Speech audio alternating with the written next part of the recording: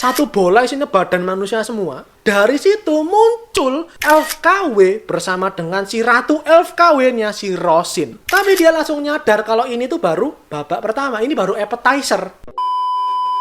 この番組はご覧のスポンサーの提供でお送りします。 Karena saya penasaran, selamat datang kembali di Sound Speak. Jadi di holiday season, Christmas season ini tidak seharusnya kita ngebahas sesuatu yang terlalu gelap dan terlalu sadis kayak berserk gitu ya. Cuman seru dan asik. Jadi mari kita lanjutkan aja dongenginnya. Kita masuk ke tahap selanjutnya. Ini mulai di pertengahan cerita, konflik mulai memanas. Apa yang terjadi selanjutnya di Ark Lost Children ini? Langsung kita mulai aja, silahkan di like, share, subscribe. Kalau ingin bahasan kali ini, jangan di follow Instagram Sound Speak. Mari kita mulai ceritanya.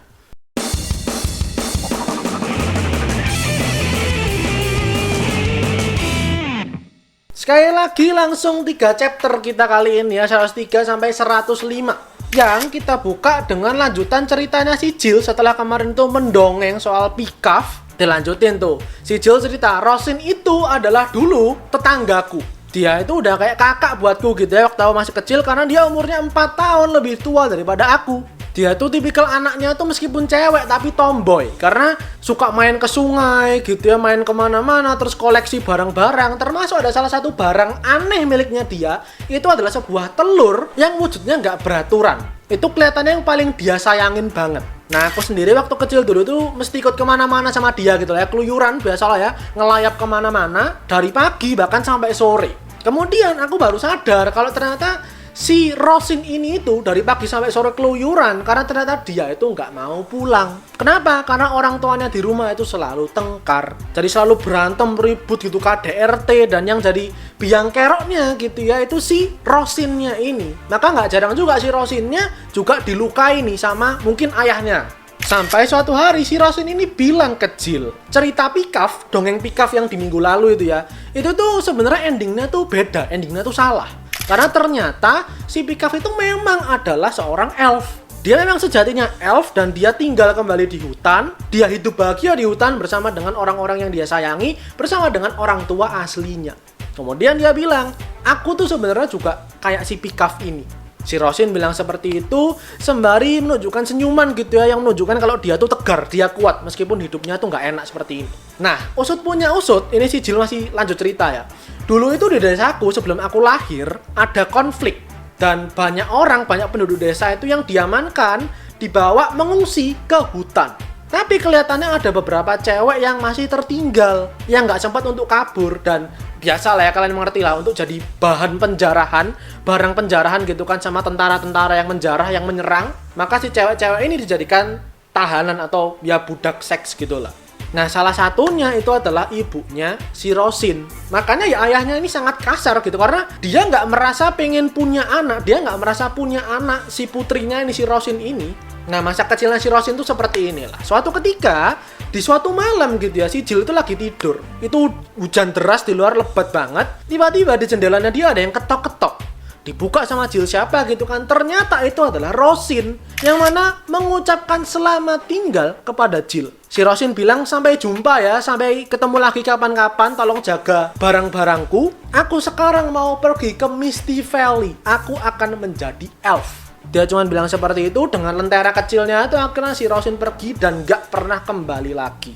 Setelah itu penduduk desa nyariin gitu kan, semua orang nyari kemana ini si Rosin ini. Berapa hari berselang, orang tuanya si Rosin juga ikut menghilang. Si Jill dan orang-orang mikir ya mungkin menghilang karena sedang mencari putrinya ini. Si Jill pun mencoba untuk ngobrak-ngabrik menjaga barang kesayangannya si Rosin. Semuanya ada, semua mainannya ada kecuali satu barang, dan itu adalah telur anehnya itu tadi. Nah, itu kisah masa lalu, origin story-nya si Rosin.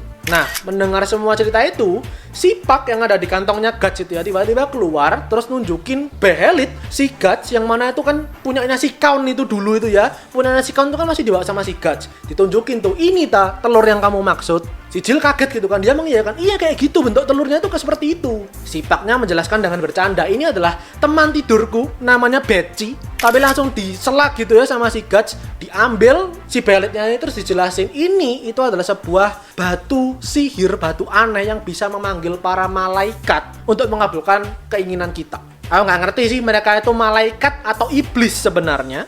Tapi yang pasti, teman kamu itu dulu menggunakan telur ini untuk mengabulkan permohonannya dia. Makanya sekarang dia berubah menjadi semi-elf, setengah elf. Atau elf KW gitu aja deh, elf jadi-jadian. Dan tadi kan kamu bilang, kalau beberapa hari setelah si Rosinnya menghilang, orang tuanya juga tiba-tiba nggak ada. Itu bukan karena mereka menghilang atau kenapa. Tapi Behelit ini tuh perlu tumbal. Dan apa yang dijadiin tumbal sama si Rosin adalah orang tuanya. Makanya dia bisa berubah jadi elf seperti sekarang ini.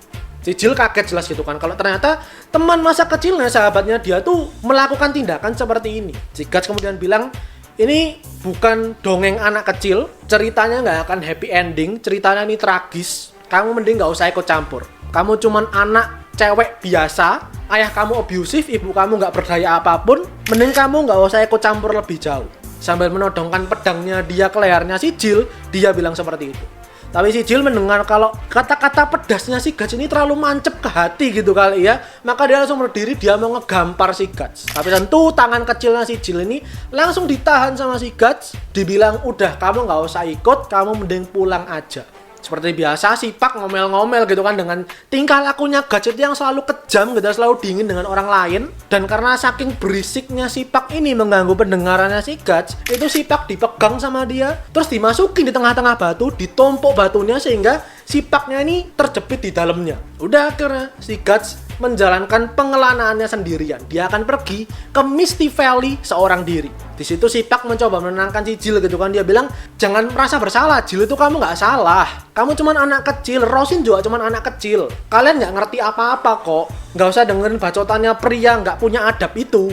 Tapi si Jill ya cuman bisa menangis gitu ya. Dia ngerasa kayak dia kesel, dia frustasi dengan keadaan yang ada.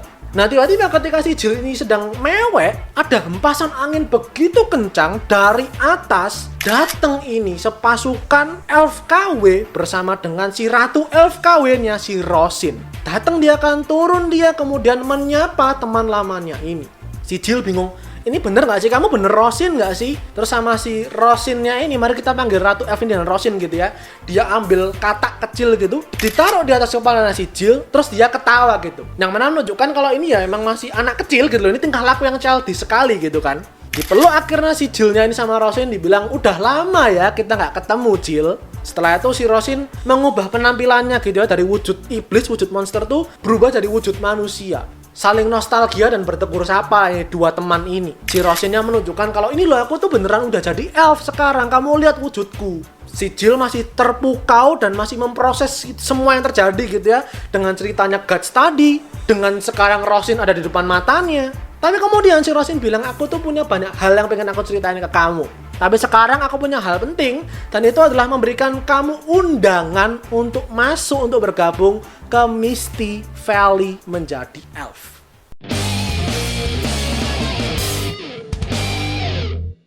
Kita berpindah sebentar ke Guts. Si Gutsnya yang udah pergi gitu ya, mungkin belum agak jauh, dia tuh nyadar kalau tanda di lehernya berdarah. Berarti ada iblis. Dia notice ini kelihatannya asal muasalnya dari tempat tadi, ketika dia sama Pak sama si Jill. Sekali lagi kita melihat reuni dua teman ini, Jill sama si Rosin, dimana Rosinnya tuh membujuk gitu ya. Ayo Jill, gak apa-apa, ayo ikut aja. Misty Valley itu tempat yang menyenangkan sekali kok. Dipeluk akhirnya si Jill-nya, digendong dan mau diajak terbang nih sama si Rosin. Begitu baru naik berapa meter gitu, berapa kaki, dari arah hutan tiba-tiba ada yang menerjang dan itu adalah Guts. Dengan pedang raksasanya langsung dia ayunkan, tapi si Rosin bisa menghindar meskipun kena satu rambutnya dia. Ketebas ini kan, dan itu si Rosinnya merasa terluka, dia kesakitan, berubah wujudnya dia jadi monster, jadi iblis. Semua koloninya dia berubah dari yang awalnya elf jadi kayak lebah semuanya. Si Jill melihat kalau temannya ini emosi, marah gitu kan, dia ngerasa, udah Rosin jangan diladenin, udah kita pergi aja. Si Rosin mendengar permintaannya Jill ini tadi akhirnya melunak dia gitu kan, oke lah, nggak usah aku ladenin, pergilah dia akhirnya bersama dengan semua koloninya dia. Si Pak yang terbebas karena hempasan anginnya Rosin tadi itu nanyain si Guts sambil kesel, Guts, kamu tadi itu niatannya mau ngebunuh Jill juga ya? Si Guts cuma jawab dengan dingin, kalau iya kenapa emangnya? Mendengar jawabannya si Guts itu langsung dikeplak kepalanya Guts gitu kan sama si Pak. Dia bilang, aku tuh ngerti gitu loh kalau kamu tuh emang udah busuk dari dalamnya, cuman aku nggak menyangka kamu bakal sehina dan senista ini sampai mau ngebunuh anak cewek polos yang nggak ngerti apa-apa. Dan udah, Paknya nangis, kesel gitu kan, dia pergi ninggalin si Guts sendirian. Sembari si Gutsnya termenung, iya nggak sih aku tadi itu emang mau ngebunuh Jill atau aku sempat menahan diri ya?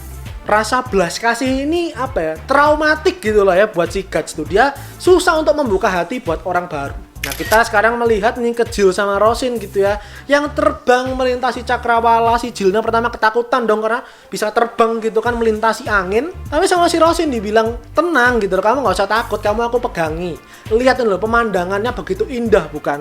Ini adalah pemandangan yang cuma bisa dilihat oleh kami, oleh elf. Dan ini bisa kamu saksikan juga kok kalau kamu mau jadi elf juga.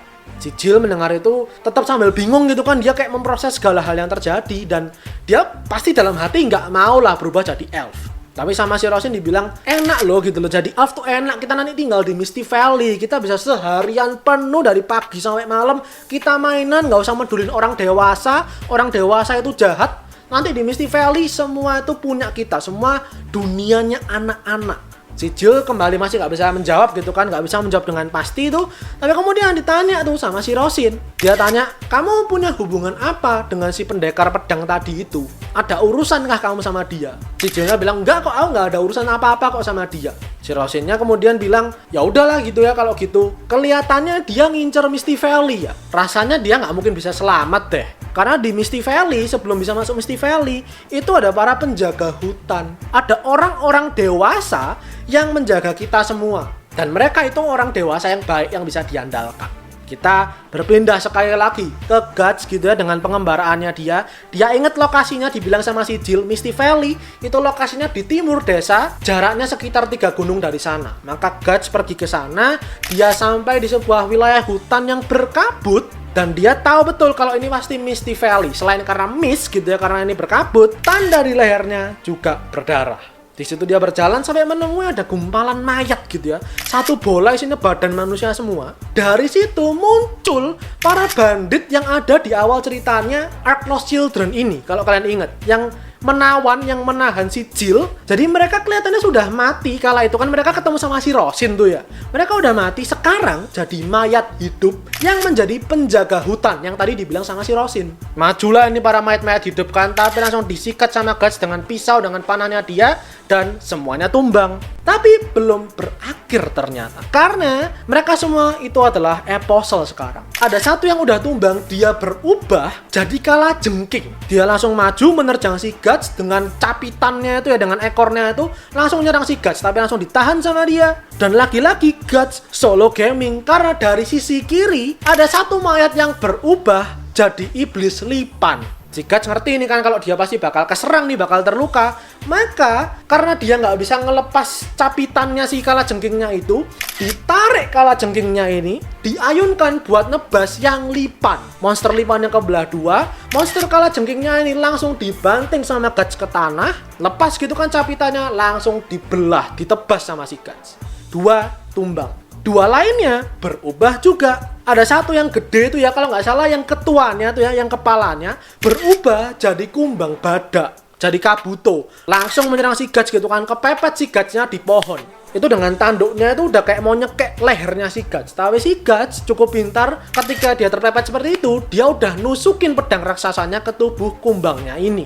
Meskipun begitu itu belum cukup karena masih hidup gitu ya. Beneran aja tanduknya bener-bener nyekek si Guts. Si Guts makin nggak bisa bergerak. Dia coba tembakin pakai crossbow di tangan kirinya, ngaruh memang, luka memang, cuman masih tetap capitannya ini kenceng banget. Si Guts kemudian notice dari arah atas, ini kan di pohon dia, di atas itu yang merambat turun. Itu adalah bandit yang pakai helm, dia berubah jadi, nggak ngerti itu serangga apa gitu ya. Pokoknya itu dari mulutnya udah mau menggerogoti si Guts. Si Guts sadar dia bakal mati kalau kayak gini. Dia coba ngelepasin diri nih dari si kumbangnya ini, nggak bisa, keras banget kulitnya. Dengan situasi terdesak ini, pedang raksasanya langsung dia tarik ke atas, ngebelah si kumbangnya, sembari dianya berputar, ngebelah sekaligus si serangga yang ada di pohon. Dah, 2 sisanya juga langsung tumbang. Tapi tentu si Gutsnya udah luka di mana-mana. Di situ dia baru bisa menghela nafas sebentar gitu ya, udah kalah semua. Tapi dia langsung nyadar kalau ini tuh baru babak pertama, ini baru appetizer. Karena di sisi hutan lainnya masih ada banyak apostle yang menanti dia. Gimana selanjutnya?